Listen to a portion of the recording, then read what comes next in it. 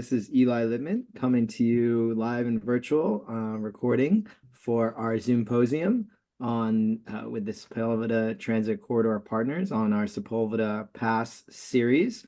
And that was a song that was written by Gabriel Morgan and sung by Gabriel Morgan for Move LA. You've probably noticed some very local alignments there. So we're here today, and just to give you a little bit of background for what we're doing here today, Move LA was founded in 2007 by our founder, Denny Zane.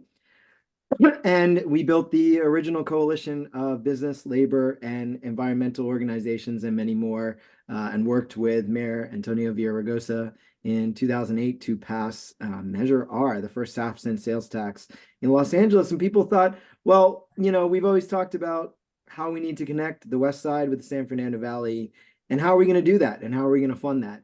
And so we worked for nearly 8 years to bring Measure M to voters in 2016, which they passed, which provided the seed funding for an incredible project, a transformative project. And, Move LA in the initial agenda was actually originally about a subway to the sea. That was the initial idea. And so development of subways has always been a long passion for us. We are so excited that the Purple Line actually completed its tunneling.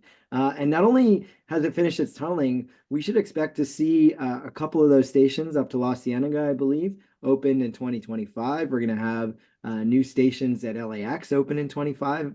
And just today, Metro announced that they're extending well, we all know it as the goal line, but now it's the B line all the way out to the San Gabriel Valley and to Pomona, which is really exciting, a 9-mile extension. And so this idea of having robust transit through the Sepulveda Pass and eventually to LAX has always been part of that long-range transportation plan and something that we wanted to support. And just a reminder, we are a nonprofit organization. We're a project of community partners, and we are about that mission. And we host these important community discussions, and we're known for having our independence. But we also just want to disclose that not only are the Sepulveda Transit Corridor Partners one of our corporate sponsors, but also the presenters on Friday, BYD, are also one of our corporate sponsors. But we're driven by our mission, and we're going to ask some tough questions today. We encourage people to post their questions, opinions, ideas in the chat. We're wrestling with this, as many of you are as well. And that's about it. So I want to introduce our speaker for today, who's our presenter for today, Youssef Rob, who we've known for many, many years. Had some fun. I remember doing a fun press conference at LAX with a bunch of labor folks and scouting that out and scoping out a great location. But also I remember, Youssef did our training for Measure M when we were figuring out what the message was, and he said jobs, jobs, jobs, and I always remember that. So we worked for many years with Youssef. I'm really excited to have him here today. So go for it. So the floor is yours, sir. Thank you, Eli. Yes, the brilliant campaign strategy of handing out M&Ms for Measure M. Yes, you can always get votes with candy. I'm just going to share my screen really quickly here, folks, so bear with me.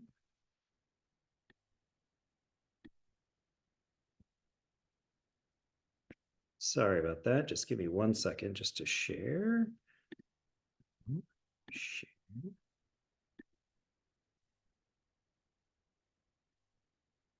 Okay, as Eli mentioned, my name is Youssef Rob, and I represent Sepulveda Transit Corridor Partners. I'm going to explain what that big old name means in a second here and what the transit solutions that we're proposing for Los Angeles are. For more information, folks can always visit sepulvedatransit.com. There's also an official Metro website and some other important information from Metro that Amon Smith from the agency will share briefly with us now.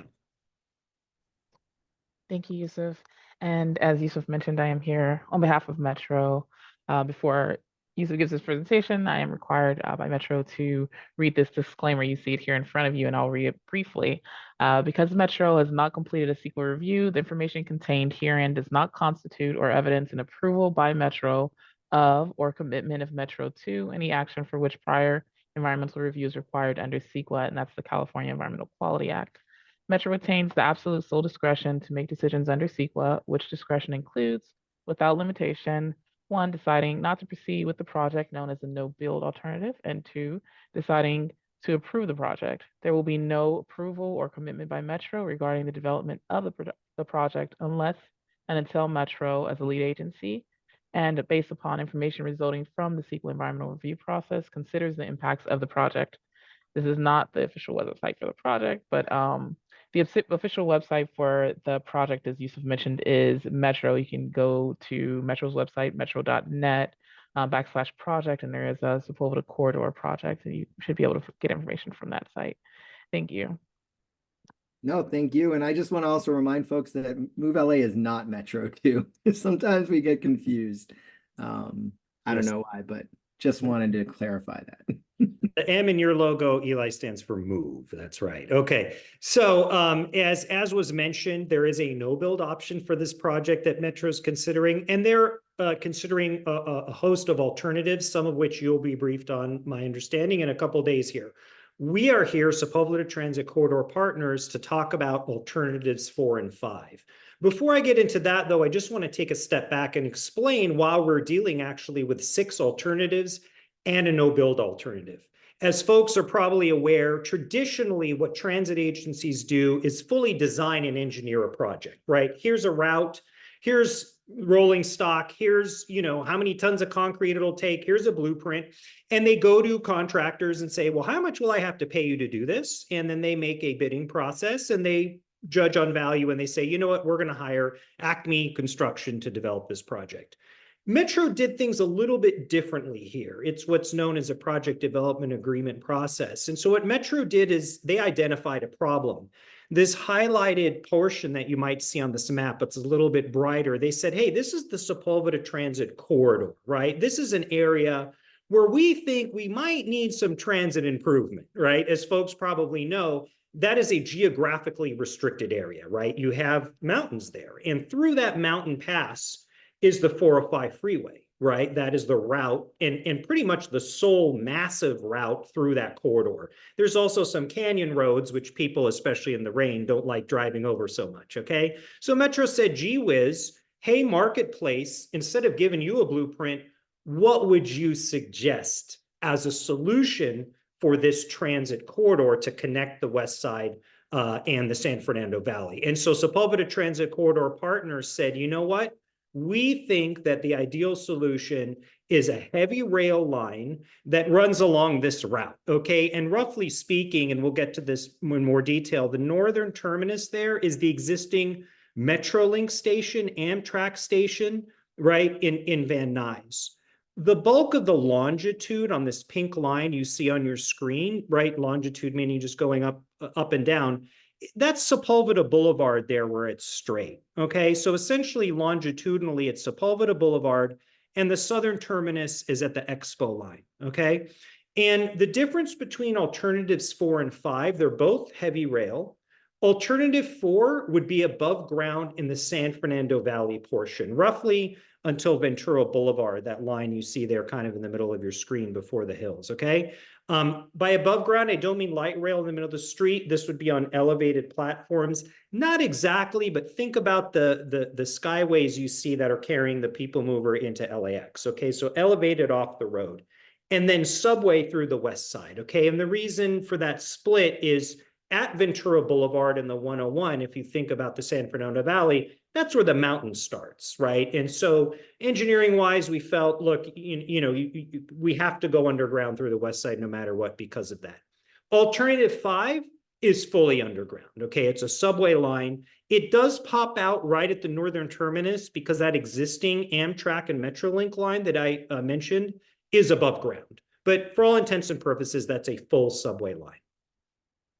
What is Sepulveda Transit Corridor Partners? It's these guys. It's Bechtel, Mott McDonald, T.Y. Lin, Sistra, Meridian, RATP. Okay, and in addition to these global and local powerhouses, and we'll talk about that in a second, we are very purposefully working with dozens of local LA County businesses, small minority local businesses, to really make sure that we have the best of the global, national, and deep local experience. And just to kind of put a pin in it, what is that experience? It's the D line, the purple line subway, right? Wilshire Boulevard, that's going to connect very closely with this line, very analogous to this line. We just all celebrated the completion of the extension, right? So we have done subway and heavy rail in Los Angeles, right? The regional connector, which I think Eli mentioned as well, or the song did for sure, knits together multiple metro lines underground and downtown, right next to the Disney Hall. We haven't heard, the violinists say we're vibrating their strings or anything like that. So again, very relevant, deep local experience.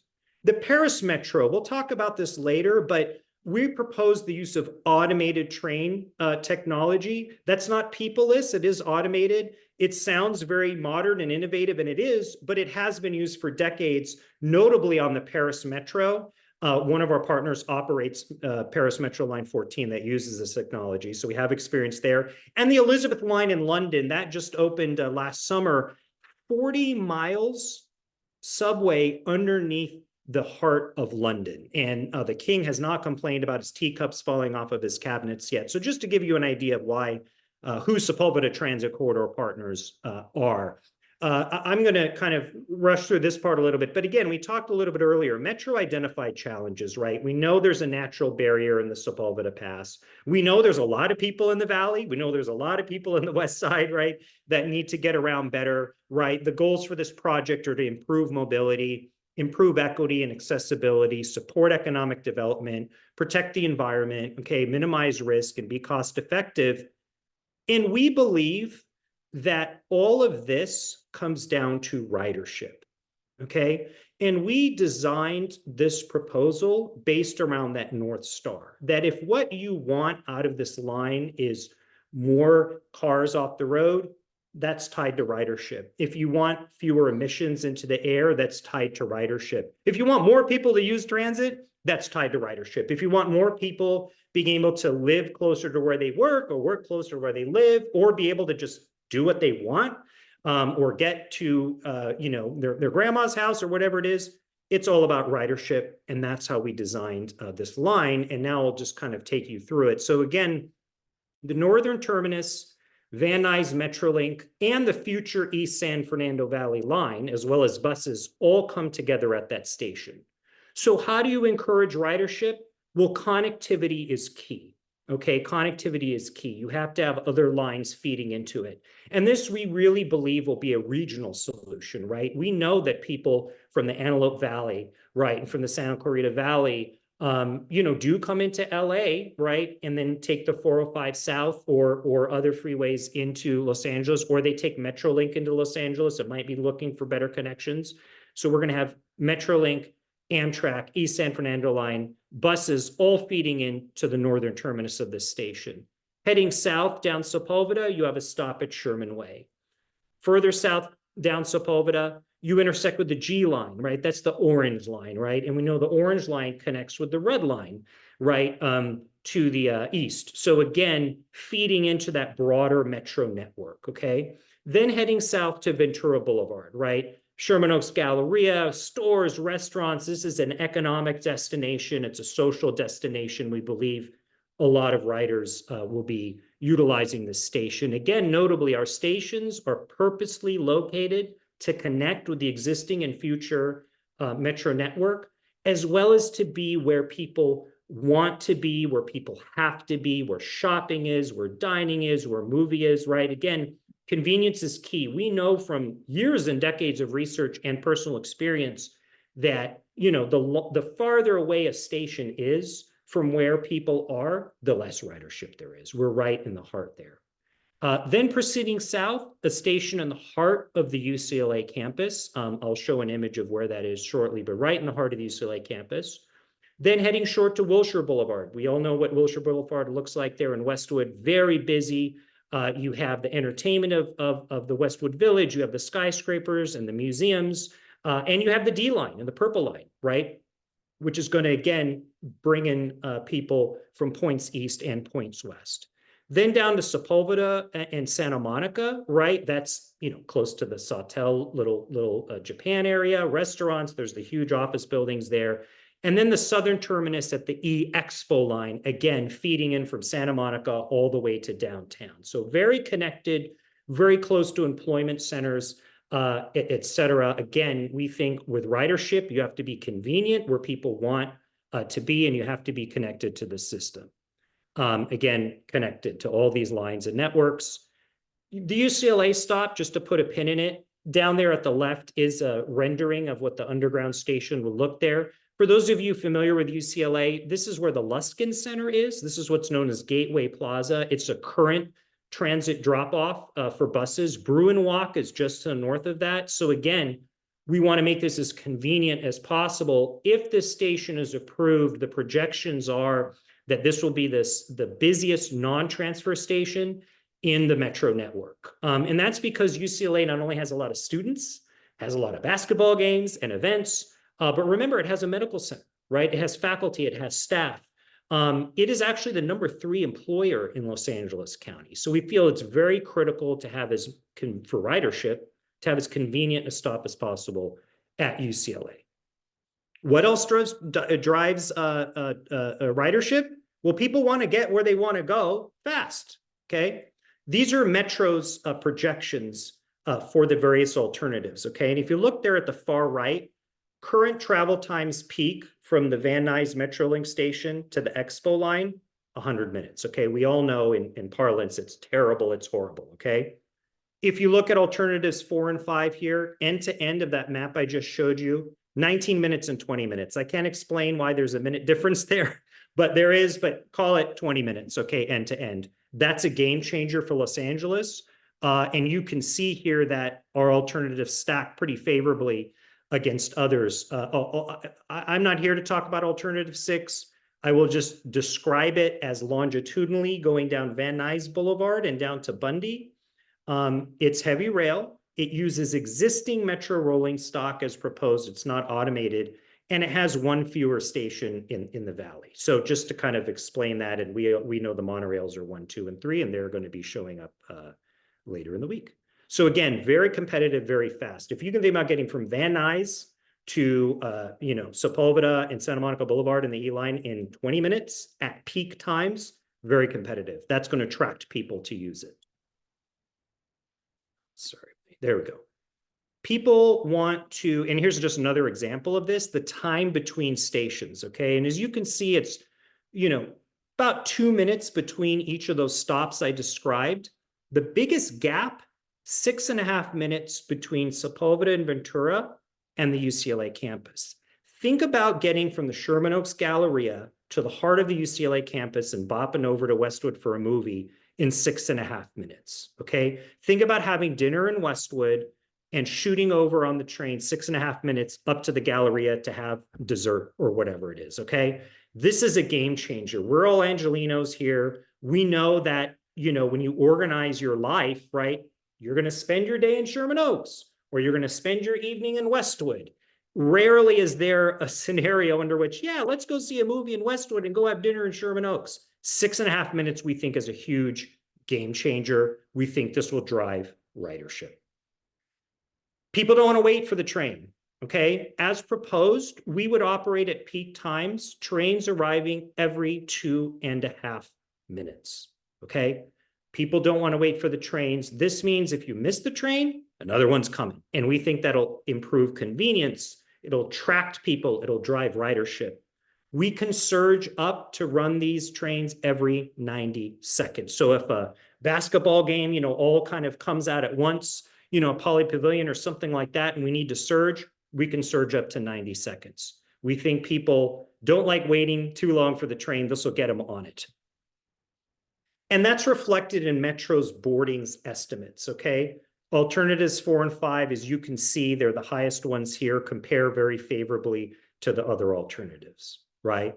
And this is Metro's own analysis, and we believe that it stands higher, again, because of the connectivity, the convenience, the speed, all of those things I mentioned earlier, we think that adds up to boardings.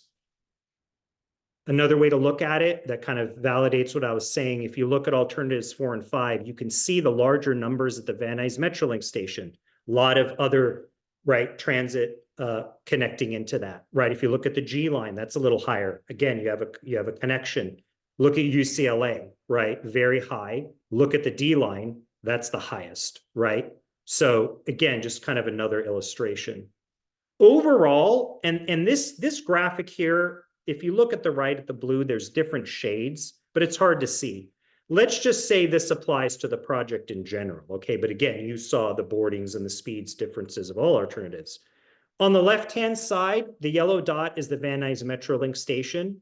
The red area is where, on average, people can get in an hour, okay? Pretty big area, seems to be restricted in the San Fernando Valley. Look on the right. With the Sepulveda Transit Corridor project, Metro is saying within an hour, you can get to all of these places in blue. Look at how much more of Los Angeles is open to people in an hour. And that's on transit, right? On transit. If this line is built, right? So think and your numbers, yes, the numbers on the previous slide, was that daily or was that weekly? These are daily. Okay. And just as a point of comparison, the current busiest line is the red line. That's about 75,000 boardings a day, just as a point of reference. Wow. And so we're at a. Are those numbers like immediate ridership, or are they by a certain date? These are immediate as far as I know. Okay. Thank you. And this is just the breakdown, the assumption of where people will feed into the station, right? So most people hopping on at Wilshire, right? Then a lot of people hopping on at UCLA, stuff like that. So again, right, with those speeds, with, the avoidance of the freeway, right?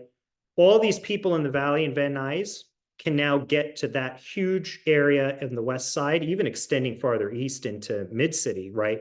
Within an hour, okay? That opens up job opportunities. That opens up, hey, I can live different places. That means you don't have an excuse to avoid your best friend who lives on the other side of the hill, because you can actually get there. I'll just show you, this is the reverse, okay? These two yellow dots at the bottom are the Expo line. Again, alternative 6 ends at Bundy, right? So that's the dot on the right. The dot on the left is where we are at Santa Monica and Sepulveda and the Expo line. Again, if you were to depart there in an hour, right? You see the red spot, that's the status quo. You look at the right, that's with transit. Look at how much more of LA you can access if this transit line gets built. To me, that's a really powerful illustration of what this is about. It's about opening up communities and opportunity and convenience and getting home for dinner for so many people in LA and regionally. So again, ridership, that was our North Star in designing this thing. These are Metro's goals: engaging in culture and recreation, going to school, earning a living, shopping, getting medical care, visiting family and friends. All of those outcomes, GHG reductions, traffic reductions, your everyday, more people accessing affordable housing. It's about ridership. That's how we design this line. And that's my wrap on alternatives 4 and 5. And now we can dig into questions. All right, fantastic. I see, we've got a very robust discussion going on in the chat, and we appreciate that, and see you and continue to keep posting there. If you'd like to, Amita, read a question, if you can actually click the Q&A section and type your question in there, that would be incredibly helpful, just so we can make sure that we get those questions answered directly. I'm going to start asking some questions, Yusuf, thank you. And then I know Denny may jump in as well. So let's just go with the question that's on everybody's mind.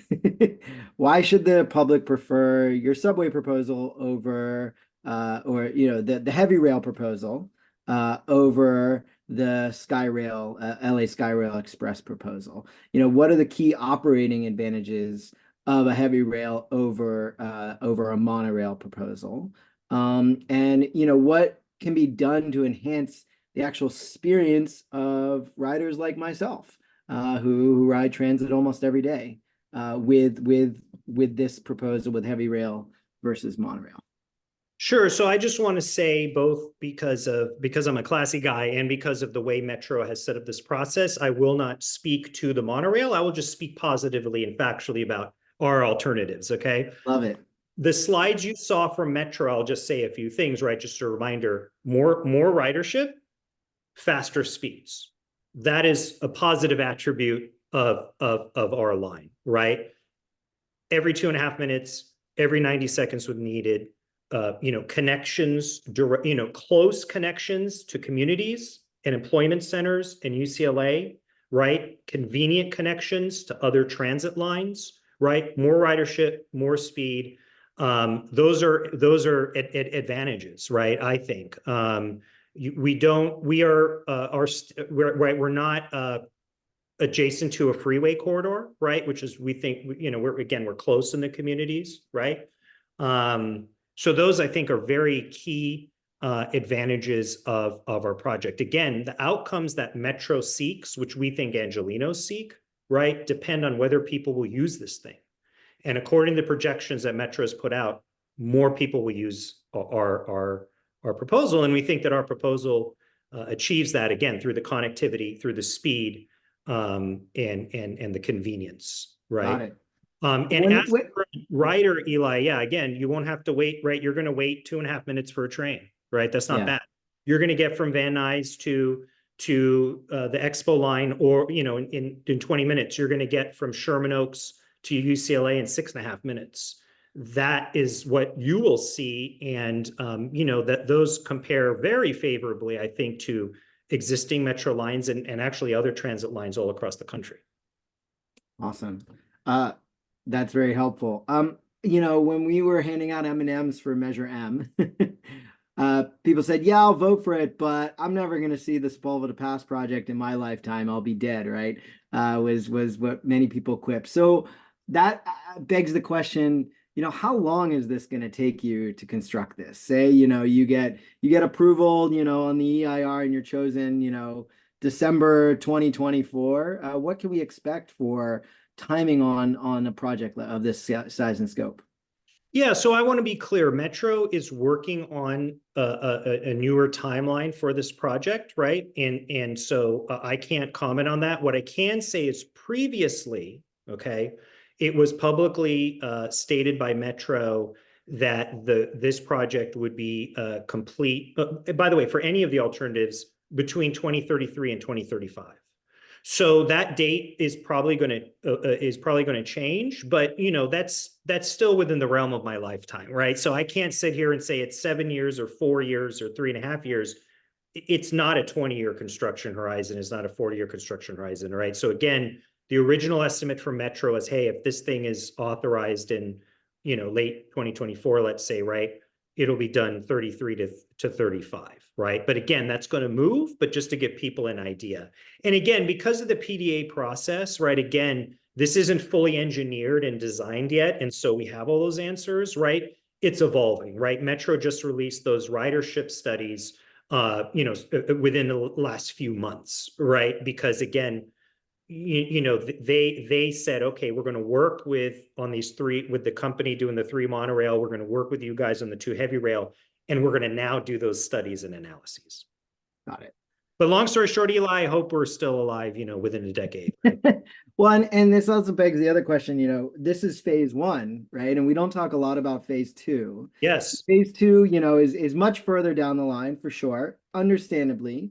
But has an additional cost. And phase 2 would take this project all the way from the Expo line to LAX, connect up with the LAX station, which is this massive station with parking and everything, and obviously connect to both the K line and to the Green Line as well, really creating essentially a circle around of transit rail around the region. Does the cost of first question is, can heavy rail continue from the Expo line south? Is that even feasible? And does the cost of this project mean that we can't afford phase 2? So 2 points. The first is from an engineering standpoint, yes, right? Let me just zoom out. And yes, as Eli said, right, this is technically phase 1 of this project. Phase 2, which is not on the table yet, okay? Yes. No, let's be clear about that. Yeah. Does extend it to LAX. And look, Metro can choose to do whatever it wants with phase 2. It is not beyond the realm of possibility that what gets built now will have an impact on what phase 2 could look like, right? Just to be, careful about how I say it, right? So past could be prologue here, or however you want to say it. Look, from a cost-wise, it comes down to engineering, right? I do want to point out one thing, that as contemplated right now, this project could be a P3, a public-private partnership, okay? And what does that mean? Traditionally, metro projects, right, or metro funding, in this case, Measure M, okay, and maybe some other buckets there, and state and federal grants and programs and things like that, right? This project could be financed with a third leg to that stool, and that's private dollars. And so the question that I get is like, well, gee whiz, can we pay for this? We wouldn't be here if we didn't think it was eminently possible the market would bear this cost to get this built, right? We're not here to make things up that aren't feasible. So that's my answer there. But you're absolutely right that we don't know what'll happen with phase 2, but there would be a strong argument for continuing whatever the mode would be. Right. I think just logic would dictate that. But absolutely, we could finance this because, again, this is new, right? This is new for LA. But P3s are not new across the country, and they're not new across the world. And it actually kind of cracks me up as I look at the giant European projects, right? And they're P3. And I think the rap on P3s is like, well, this is some corporate capitalist, whatever it is. And it's like, well, gee whiz, all the lefties in Europe are doing it. And that's because it's really, look, this isn't a part of our project, but I'll just give an example. One of the biggest investors in infrastructure P3s in the world is the Ontario Teachers Pension Fund. And the Spanish civil servants from Spain are one of the biggest investors in US infrastructure as well. And that's because, right, it's a steady, sober, calm return, right? This isn't some crypto thing, right? This is very steady and calm. And that's why it's being used extensively in Europe. And that's why it's being used here in LA. And that's why we're trying it out here in Los Angeles, because it's really how you fund game-changing projects in the 21st century. So on that, this process, as you said, was kind of designed as a competition between very different ideas for a system. What do you think of this process, and is it more likely to give Angelenos or less likely a better project?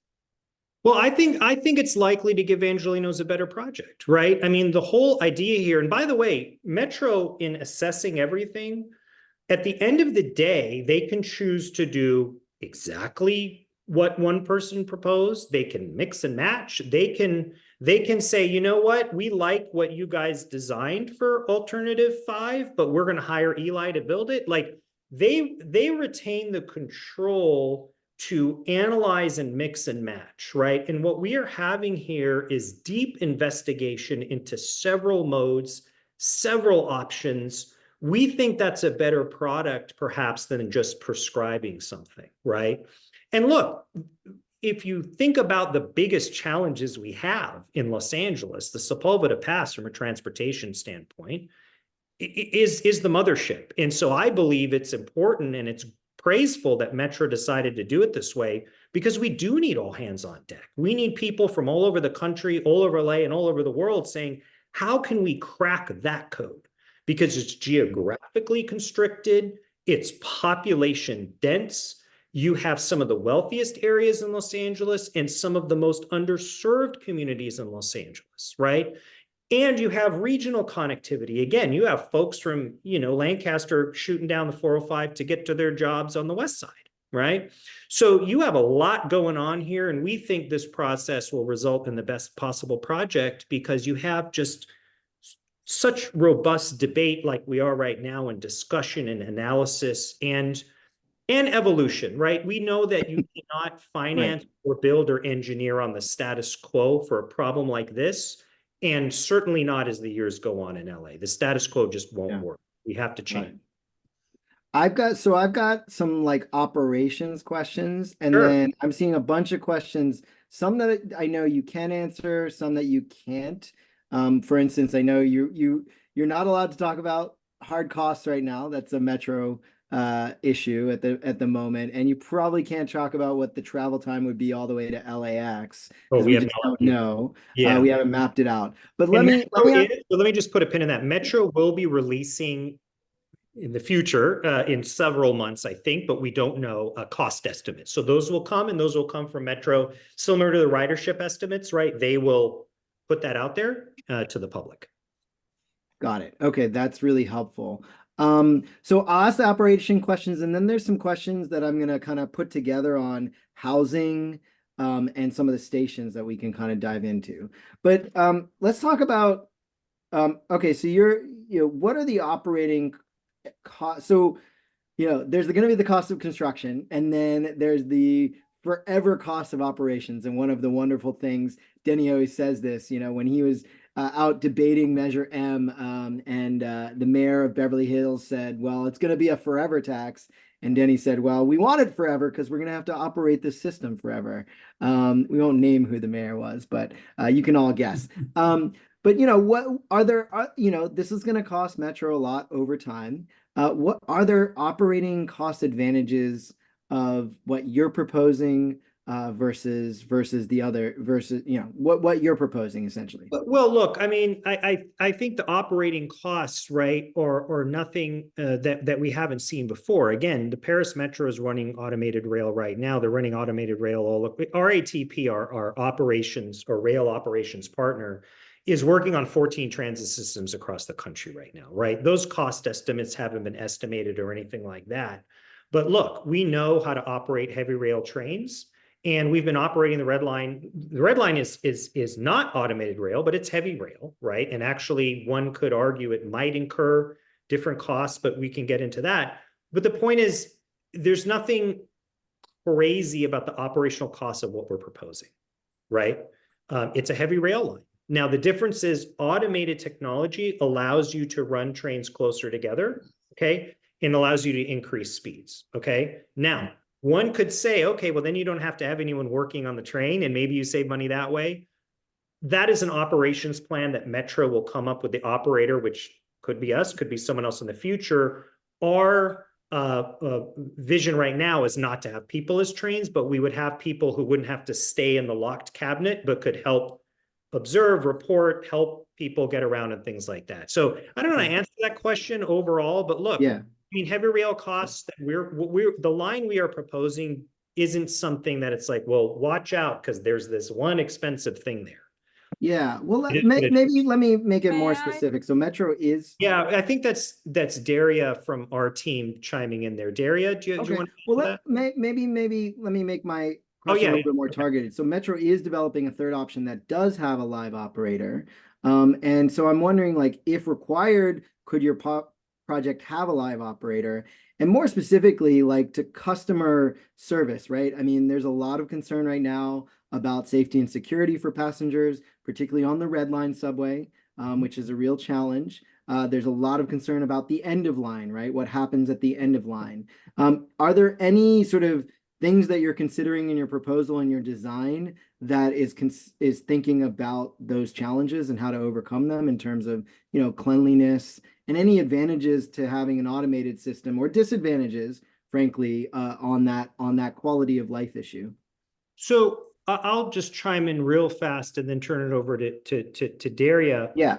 Look, again, the operations plan is something that is negotiated, right? The client is Metro, the operations firm is then selected, and then you figure it out, right? We want this many cleanings a week. Okay, what works, what's right? So I guess all I could say is, look, with the global experience, with experience of 14 systems across the US, we know how to run clean, efficient systems. I will say this, however, when you have trains running every 2.5 minutes, right?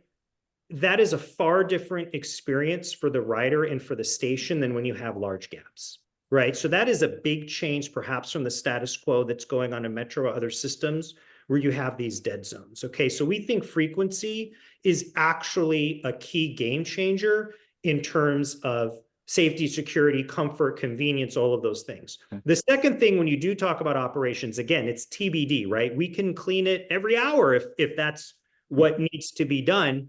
But I will say this, you know, we've seen the doom and gloom ridership stories. We know it can get better, but remember, just this year or a few months ago, Metro overtook Chicago Transit as the #2 transit system in the country. And I think that's part of the operational changes that they have implemented, right? Ambassadors, okay? Enhanced cleanings, more outreach services so that people with substance abuse issues, mental health issues, or perhaps who are unhoused and living on the system are getting help that they need. So Yeah. I feel like my message is Metro knows how to do this. We know how to do it. The agreement hasn't been worked out. Frequency will make a difference. Derry, I don't know if, and again, automated doesn't necessarily mean peopleless, right? That's part of the operations plan. And so can it help someone perhaps multitask or do other tasks? We think it does. It adds flexibility to operations. Daria, did you want to chime in? Yeah, I wanted to chime in for a couple of things, actually. One was the question to do with LAX extension.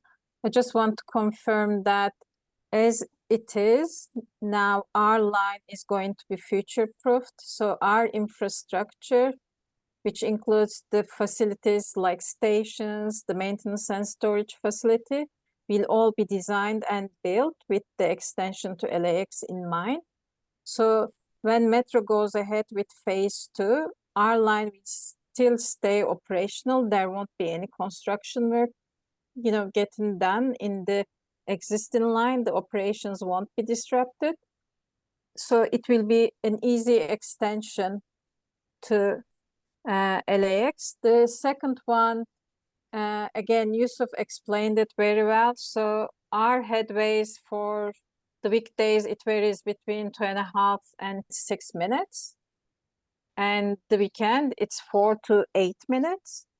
So that definitely, you know, that headway program together with our emphasis on customer experience and safety, our vehicles are also designed with all of that in mind. Our vehicles will initially be 3 cars, all open aspect, perimeter seating. So it will be, and the block movement of the trains, because of the automated system, it will just make this, you know, really efficient transit line for the passengers. That's fantastic. I mean, it is all about frequency for sure to get people to ride when you don't even have to look at a schedule because you know that the next train is just going to be there. It makes all the difference as a rider for sure. So that's really exciting. I don't think Angelinos have ever experienced 2.5-minute headways. It'll be pretty fantastic. Let's dive into some of these like station level questions. We got a bunch of them here. So like what's the connection with the orange line is one of them. What's the transfer between the E line for Alt 4 and 5? Is it going to be the same station or require walking, busing to a separate location? That's from Luis and from Robert. So there's not going to be any busing, right? You know, if you talk about the purple line, right, the lines, you know, will intersect on top of each other and you take a staircase to get to it, right? With the E line, you're taking a staircase to the station, right? It's short walks basically across the thing, right? None of the lines are where, you know, the same cars are just kind of doing this, right? Except for the regional connectors. So it's short, as short as possible, direct, short walking transfers. If people go and actually awesome. Give me 1 second just to pull up the actual link if I can. Well, if folks go to if you Google Sepulveda and Metro and get to that Metro website that we showed earlier, that Aman showed earlier, there is a link to what's called an interactive story map. That actually has wireframes of the station outlines for all the alternatives. And it'll show you the transfer routes. It'll show you where their other lines are and all of that. Yeah, so Eli just put that in the chat. If you click on that and then it says you'll see links. There's a link that says interactive story map. That has all the transfers. And again, you could see that we really endeavored for short walks between every line. There's no buses. There's no people movers or anything like that. We want to make this convenient and as seamless as possible. Great. And the purple line has been done in phases. Would yours be done in phases?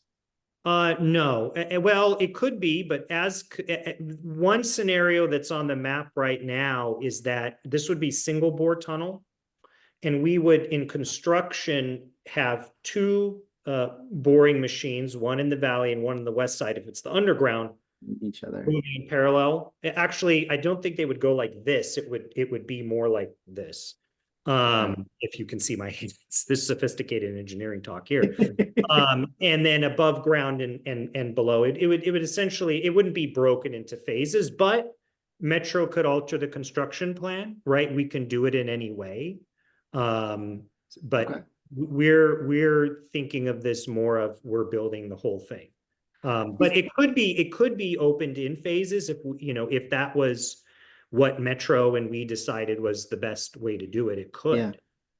Well, I and talking about station level, I mean, my kids go to my kids are at the elementary school at UCLA, and we Yes. are at that bus facility all the time, and so that's really exciting to see that. There's a question here from Luis about sort of active mobility improvements around various stations, specifically at UCLA. I know that Metro always kind of has a plan and funds that. So I don't know. I mean, I think it's a little too early, but any thoughts or comments on that? No, look, we would love to see active transportation connectivity, right, to our stations, but the scope of what we're designing is not getting into other development around it, right? So we're locating our stations, right, and engineering it to be close to the D line, right? But the bike racks above ground or things like that, that's a different scope and phase, right? So we're all for it, and we're happy to engage with Metro and the community to improve those things. But as of now, it's more of the larger transit design work that's happening. Daria, did you want to add to that? I wanted you to correct you on that one. Actually, No, our I'm stations wrong. design have got, biking, storage facilities Oh, and great. everything. But when it comes to first and last mile, Yeah. that part is not, It's developed Metro, not enough you. yet Yeah. to actually confirm connections with active transportation. Okay. Awesome. So Well, Yusuf was right, but we No, are we need bike making storage. provisions Great. for we are all for as definitely many for first last. pedestrians and Yeah. cyclists. Yeah. We're for all as many first last mile options as possible. I just saw that Metro is actually changing the way that they do bike lockers, which has always been a real issue. So I'm really excited to see that. Okay, let's get into the really controversial topics. Yes. Parking and housing. Okay. If you want a real fight. So there's a couple questions here. Alton had a question about parking, but then there's two questions I think about how do we, and we've really been huge proponents of this at Move LA, is we need more affordable housing for the ridership near stations. And so how do we develop, are there opportunities to develop this, like as one question said, like the 7th and Flower model or along the Purple Line with Vermont? Are there ways to create more housing options in the Valley and at the Valley stations for UCLA students? And then are there going to be any parking lots at any of these stations? So right now, the system is designed, leverages the tens of thousands of existing parking lots that Metro has along Sepulveda, right? So for example, we're at the G line intersection, there's a lot of parking there, right? The Metrolink station, there's a lot of parking there. Wilshire Boulevard and Purple Line, not a lot of parking there, because anyone who's walked around there, it is what it is, but there is parking, right? It's just not, you're not going to have giant surface lots like at the NoHo station, let's say, right on the red line. So there are thousands and thousands of spots. There aren't additional spots right now being built. Again, while we're proposing solutions, right, ultimately there's a lot of scope that Metro weighs in on. And so again, as Aman mentioned in the disclaimer, we're here to listen to feedback, right? And also discuss that feedback with Metro. Official comment should go to Metro through that website, okay? If you want it to be part of the EAR, or again, to directly talk to the decision makers, because Metro staff obviously has a voice, and ultimately the Metro board, which is 13 elected officials or their appointees, right, will ultimately make those decisions. So that's my wrap on the parking. On the housing, that is a separate kind of Metro activity, right? Okay, you know, we have property here and we'll RFP or something like that to build housing. Here's where we come in, however, right? In assessing the various options for this project, I would ask people to take a look and ask themselves, okay, we know that there are transit-oriented development incentives that are triggered in geographic areas, right? Which one has the ability to trigger more because of where it's located? And two, from a practical standpoint, right? What's the most convenient station that actually will attract people to live? Right. And we believe where we've located our stations, again, where people want to be, where people need to be, where people learn by the hospitals, et cetera, that we would suppose would stimulate a higher level of transit-oriented development. But our scope right now is to say, okay, we're going to build a line. Here's the station, and here's the apartment building next to it. That's not in our project. And I would say, and I posted these links, Metro has a really good transit-oriented development Yep. policy. They actually just formed a bench of affordable housing developers because they have a goal of building 10,000 homes in the next 7 years, half of them income restricted. And so they've got a really robust program. We should probably do a presentation just on that because they're doing some really forward thinking and creative stuff. And I'm sure that they're already thinking about this. But real fast, Eli, just say like again, think about it. So let's pretend we're talking about a transit stop, right? The green line, right? Near the in the middle of 105, right? Okay. Yeah. Okay. Is that more likely to stimulate housing development that people will actually use and finance and do it? Or maybe the regional connector, right? Which is very convenient and right in downtown and all those sorts of things, or the little Tokyo stop, whatever. So that's what I'm saying. That's where our kind of project comes in. We did have an eye to that. I think folks who know me and our team know that we're very cognizant of the housing and homelessness crisis here. And so again, we designed it to be where people, you know, connected with communities. And we think that'll stimulate a good level of affordable housing development. Yeah, I hear you on that.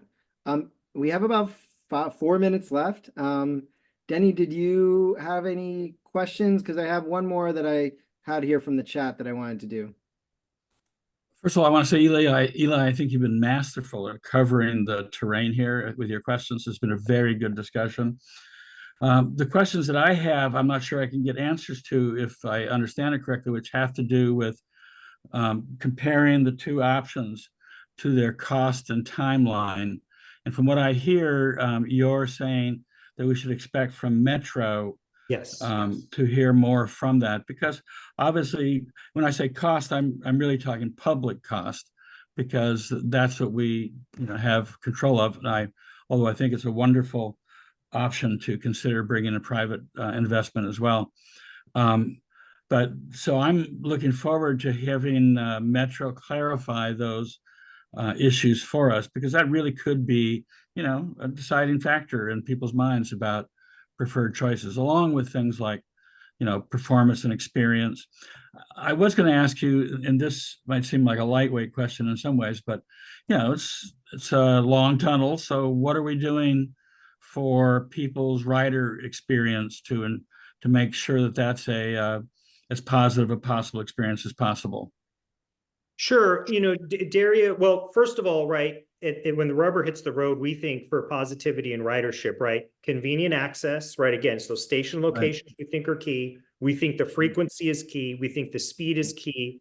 As Daria described, our proposed rolling stock design is more of an open space, which, on the one hand, it does facilitate ridership.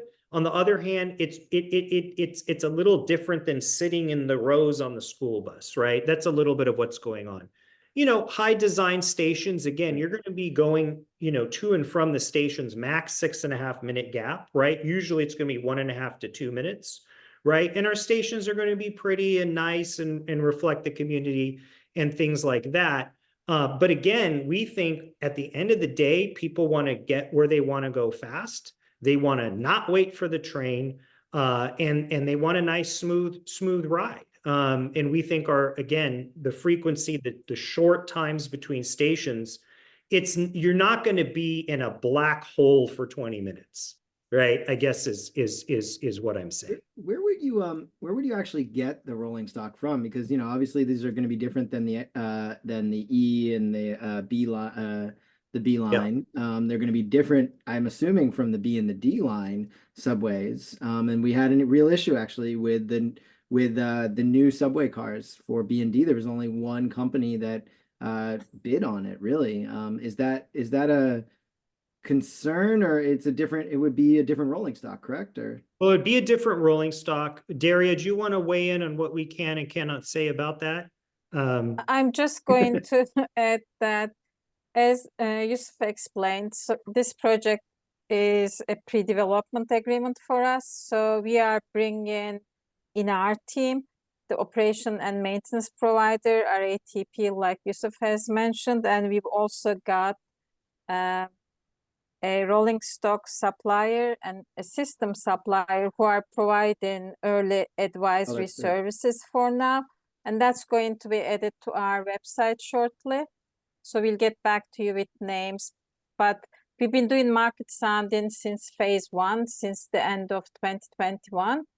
And we contacted most of the rolling stock and system suppliers in North America, and we have our preferred ones. As I said, they'll be on board for the early systems advisory services.